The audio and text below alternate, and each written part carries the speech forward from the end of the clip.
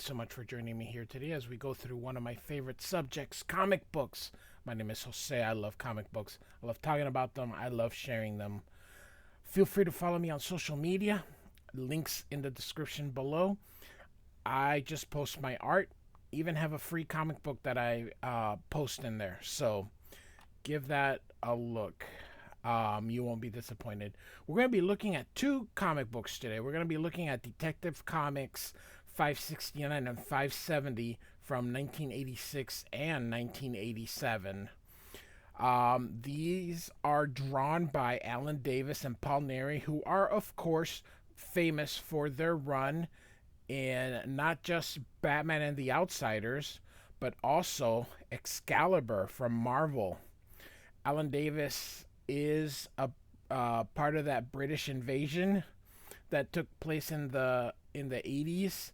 He is a very, very, very good and solid artist. So I'm pretty sure you'll enjoy this.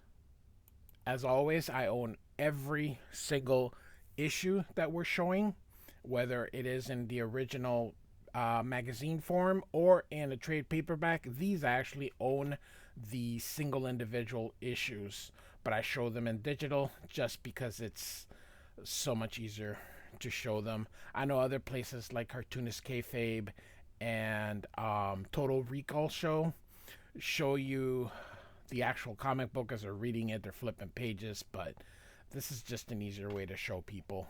So we are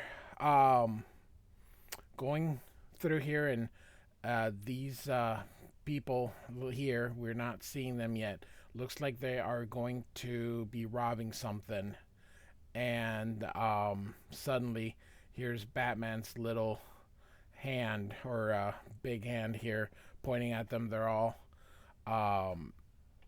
their faces as they get caught here, and get this great shot of Batman and Robin. This Robin is, of course, Jason Todd.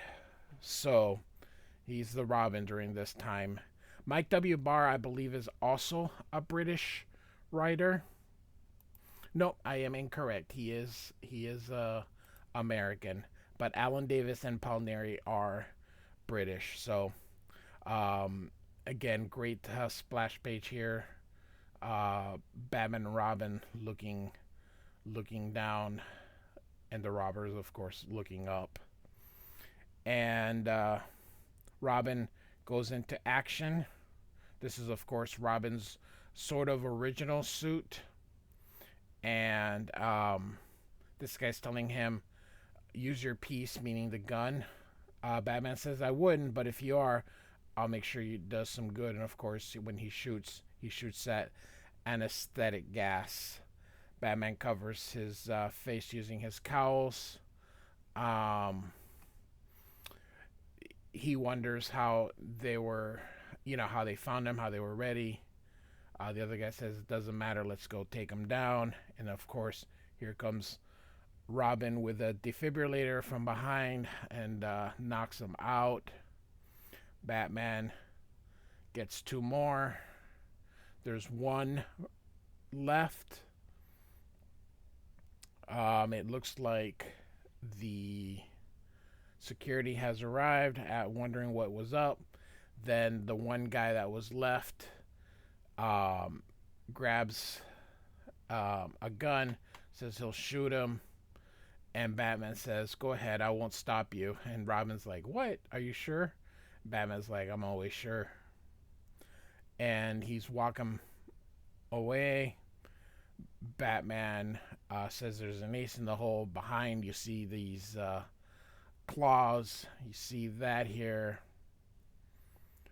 And Catwoman scratches his face and then whips him.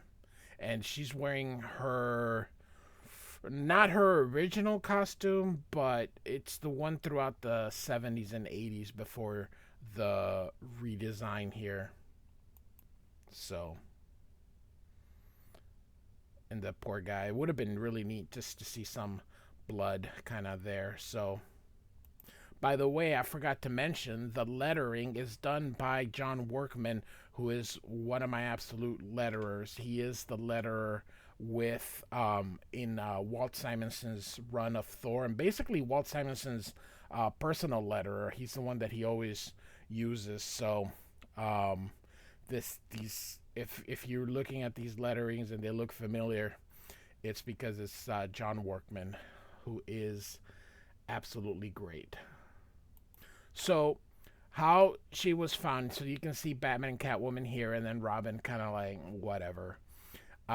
She's saying, "See, darling, I turned on my own gang. Doesn't this prove I'm on your side?" And Batman says, "That was never the issue, Selina. It's whether or not people like them in that line of work can have a relationship." And she's like, "Why don't you and discuss that at my place alone?" And look at Robin. Oh, brother.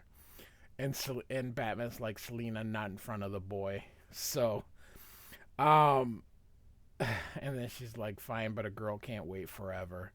Um, I don't know why, but I just find it humorous. And so, um, Robin's like, "I don't blame you for taking it slow." Um, she's quite a handful, and Batman says that's not the point. Batman says that every time he gets involved, something gets between them and ruins them. But um, but he says he won't be able to solve that problem tonight, so they're going to go home. And so this is a disc jockey, although I don't know why he's dressed like this, like he was going to a bank, but whatever. Batman and Robin, you can be seen through the window, and he's going to play a song by Glenn Frey called "You Belong to the City," which is a really cool song. So, elsewhere in here you can see Jester Novelties. Great panel here, just kind of establishing um, like a rundown kind of place. These three thugs says that the boss hasn't pulled a job in months and they're running out of cash. And they said, well, somebody's gonna have to tell them. And of course, is the Joker in his lair, which just seems like such a villain lair. But they're like, I'm not telling him. So Joker rips up these plans for a robbery, and and throws them in the fire. One of them was like, "It took us months to put together." He said it was very pedestrian. They would have gained money, but it there was no finesse with it. So the guy was like, "Well, money's what we need," and Joker kind of kicks him out. And this little guy comes through, says one side, um, and he's like, "I got good news for you." Joker's like, "I'm not in one of those moods," and then he shows him this dynamic trio, and then he laughs. So whatever the dynamic trio means, Joker got inspiration. So great. Alan Davis is a solid cartoonist. Very good. So he has drawn a lot in his probably going on 40 to 50 years of working in comic books. So we're now at Wayne Manor, and Batman and Robin are going to have a practice session here, kind of preparing Robin for troubles that he may encounter. And Alfred, they were going to do it again, but Alfred says dinner is served. And so he's serving it, and he's about to eat it. He's like, um, uh, but Alfred takes it away because the bat signal is on. So business before pleasure. So they don't even get to eat as soon as the bat signal comes on. Again, why are people dressed? So he changes to put on. I don't know. It's just sometimes the way things are. It seems so silly. He goes from his costume, puts on a suit to go eat at home, and now to go back to go change. So either way, so great vertical panel here, and it's the commissioner who put in the signal. So they basically asked what's up, and by the way, Catwoman is was already waiting, and they said that the Joker's back. They received a card with no fingerprints of any kind. However, in the back, there's this thing that says milling around for a clue, old foe. You'll never get the score. The Joker. And so they look at the underscores here on mill, score, and JO. So um, Robin thinks it's he's going to rob the Gotham Flower Company mill. Uh, the commissioner thinks that milling is also referred to the edge of a coin. A miller's thumb is a small, delicious fish, and you can see Catwoman here. And he also, Batman notices Joe or Joe, and he says the Gotham Public Library is exhibiting a rare edition of Joe Miller's joke book all week. Robin says, "Holy Gutenberg, let's go." Batman holds him, love the little eyes here, and just says, "Never do that again." And he says, "Okay, Batman," but then a big question mark, like, what the heck did he do? So, um, in the library, Joker gets everybody in place before everybody comes, and you can see him with a sledgehammer here, and he looks like he's just gonna destroy it, but he just does the little thing. Joker takes out the book, and then boom, he the whole thing slams, and of course, Batman does arrives, um, and Joker's happy that they arrived, and you can see all three of them are there. So the trio chases the robbers, but quickly dispatches them here. And then he shoots what he thinks at Batman, but of course it was just an exhibit here. And they're like, "You can't be too careful. That guy could be anywhere." And of course, he gets the drop on them. And Catwoman fights the Joker, and he's like, uh, says, "Wow, you changed sides. Leopard's, trying to change our spots." And he gets her with, like, if you to see here when she tries to take that off, there's a little doohickey here on the cane to give her an electric charge, and she falls, and he laughs. Um, Batman and Robin are getting all the goons, and one of the Joker's people is in there, and Robin's not impressed. He's like, "One side puffy, Halloween's next month." Batman, of course, says, "Robin, wait," and then the guy shoots. Only it wasn't a bullet. It's some kind of um, I don't know, gripping thing, and he gets Batman too, and Robin's like, it's choking him, and Batman is, "Don't struggle. It'll only grip you tighter, like a Chinese finger puzzle. Don't fight it." And Robin's like, "I can't breathe." Batman then pleads with the Joker and says, "Let the boy and Selina go. It's me you want." But he says for once he's wrong. He wants her, and wait till you see the results. And you can see Batman just kind of waiting, but you can see Robin is struggling here. And so the Joker's having like a fake talk show. So his goons are his audience, and in comes Dr. Moon, and basically he is going to show that the mind is nothing but clay, and Joker gives him a cigar here. Dr. Moon says he doesn't often indulge in this, but just once, then it explodes, and Joker laughs, and he's like, "How droll!" And you can even see here on the coloring on the glasses. So they got this CAT scan machine, and he jerry rigs it and puts it on. So um, they're going to attempt some kind of experiment on Catwoman. And then he offers Joker a cigar. And then he laughs. I love the way Alan Davis draws the Joker. So Robin is getting crushed here. So Batman knows that he has no time. So he needs to relax and just allow it for so that he can get out. So he relaxes, and then is able to get it out. And then he uses a batarang to cut it. And then Robin, once he gets his bearings back, asks about Catwoman and says Joker got away with her, but not for long. I love the shadow back here. And then Selina tells Joker to release her.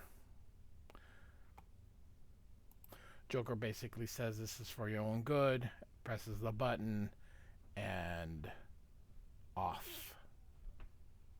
So a very painful transformation is going on. So now we'll go to 570. And you can see by the cover here that Catwoman apparently goes heel after the face turn. So we start out in a CD bar and we look at the vertical panel here. Batman and Robin are, or Batman is talking to Robin. And inside are all the patrons. There's a knock on the door. He opens to see, and Batman sticks his hand in there.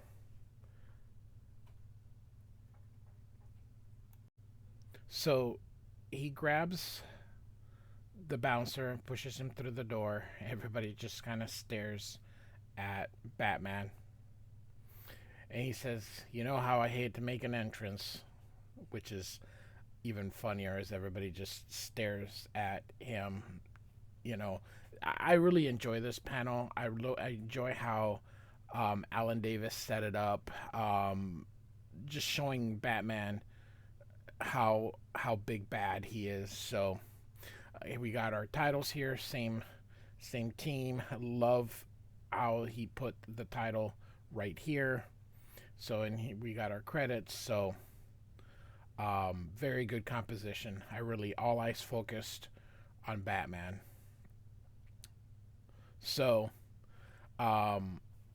Batman is offered a table. He says he wants to see where profile is. This guy's coming behind him to hit Batman. You can see his hand here grabs the ball here, hits the guy. The guy says that profile isn't here. Batman says he'll see it for myself. Batman sees Rhonda here, and I love his smile. He asks if she's staying out of trouble. She says not hardly. He says he won't be long and to mind the store. Mike W. Barr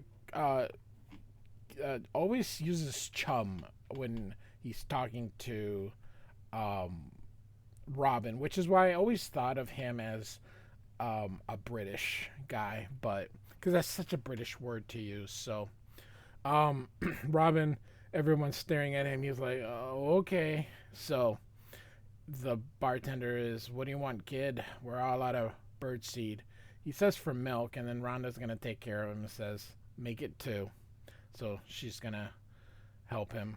So Batman walking here, asking Moose, who's the bodyguard here, that to tell his boss that he's got company. He says, boss said no one, especially him. So he's got orders to keep him out. So Batman says, "Moose, your shoelace is tied."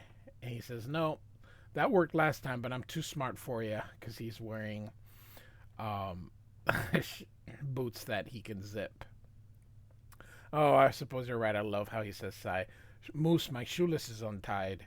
And he goes and looks down, and Batman there's something just so funny about this this whole scene, just from how hard he hits him, the teeth gritting, and just I don't know. I find it humorous. So he walks in, um, and so he's like, "Hey, what would you like? Some cherry, a tea?"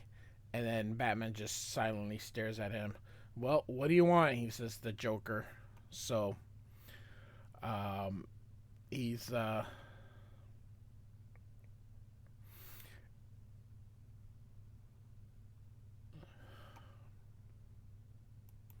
Batman says, Batman asks where the Joker is, and he's like, "Well, I can't tell you because my clientele would leave him. It's quite unthinkable." Batman says, "Here's the drill. Tell me what you know about the Croft robbery and the Croft Diamond Exchange." He says, "What? There hasn't been a robbery there." He says, "Not yet, but there might be, and the cops might get on the scene and find your fingerprints. You might go to prison. Have you been to prison?" He's like, "Oh no." And then he says, "You'd be real popular in there if you catch my drift."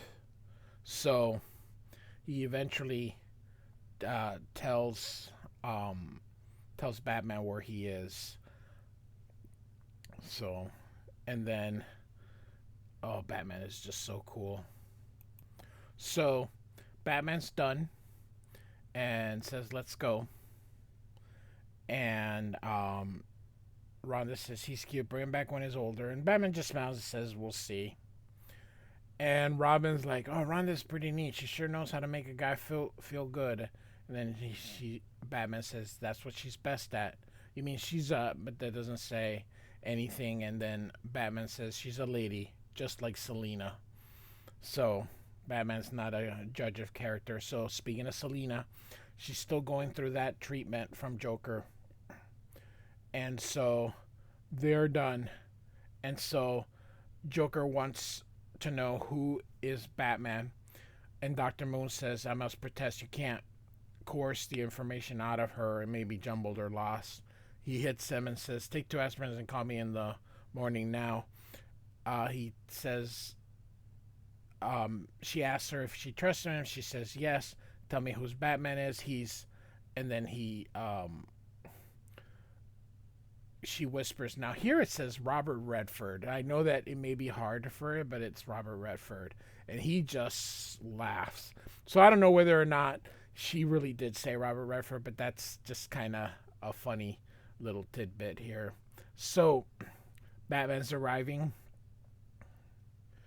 and he says, "Robin, you don't have to go in there," but he's like, "I will."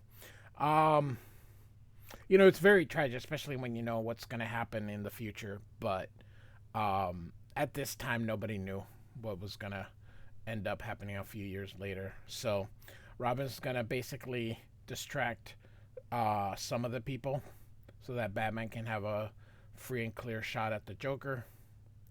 And so Robin kind of dispatches the goons. So, and they're saying, "Hey, Robin is here." And Joker's like, "The brat alone?" And Joker knows it's a diversion. So here comes Batman going through. Batman says, "Surrender." So Joker, of course, makes some more jokes here.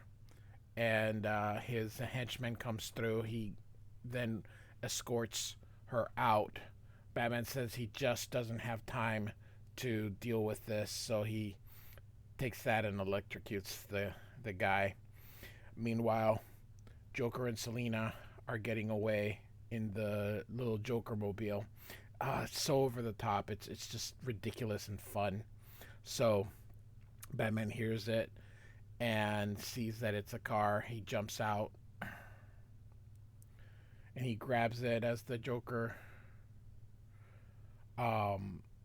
little vertical panels. So says Joker says, "Do you remember him?" And she goes, "No, he left you hurt." And so of course he didn't, but he saved the boy, and now she remembers, so she's gonna go and fight Batman, and he's just laughing it all. So Batman and Catwoman kind of have a little tussle. He tries to save her. She scratches him and knocks Batman out as Joker continues to laugh. Joker says, "We'll see you soon." And Batman grabs Dr. Moon. Um, he's saying, "Release me, and I demand to contact my embassy." Batman, of course, not having any of it. Um, Asks what he did to Catwoman. He says he recalibrated her, conforming to the Joker's wishes. Asks if it can be undone. He says only by him, if at all, but he won't do it because he's. Would you ask Da Vinci to paint over the Mona Lisa, or Michelangelo to resculpt? The police are showing up. Batman and Robin decide, it's best if they take off. And Batman determines that he wants Selina to go back to being a criminal. So, and he remembers seeing a caption of the newspaper and thinks that it may have something to do with this Benson.